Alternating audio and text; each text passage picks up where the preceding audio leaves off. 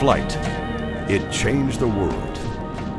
This is a story of how it changed the Canadian North, of how one tough bush plane rose above all the others to become a symbol of the men and women who headed north before commercial planes, via trains, and fancy automobiles.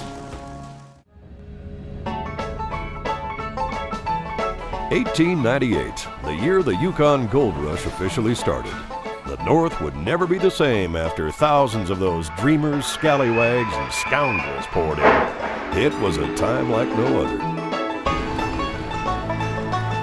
There are strange things done in the midnight sun by the men who boil for gold. For thousands of years, indigenous peoples traveled the North, moving from camp to camp using sled dogs, living off the land while honoring the land. Entrepreneurs and fast talkers moved north to search for wealth and possibly fame.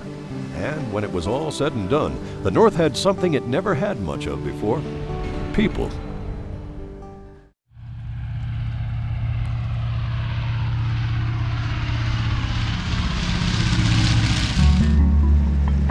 The Canadian North is littered with the skeletons of abandoned aircraft, but CFAAM was not to become one of them. Kamenko sent her battered and broken by rail to Trail, BC. It was there they put her together again, with one small change. To make the engine more accessible for the engineers, 4 inches were added to the nose.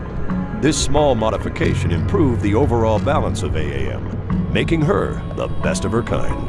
You cannot compare any other Fokker. This epic journey was featured in the June 1936 issue of National Geographic.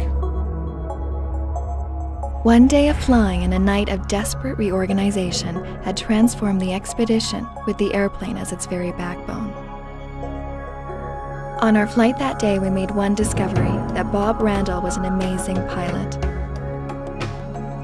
The magnificent faith and spirit of these fellows, in the face of every conceivable difficulty and disappointment, made it possible for our expedition to cross the St. Elias Range.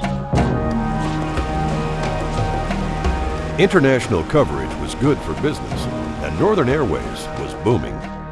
The company purchased a Ford Trimotor and a second Super Universal CF-ATJ.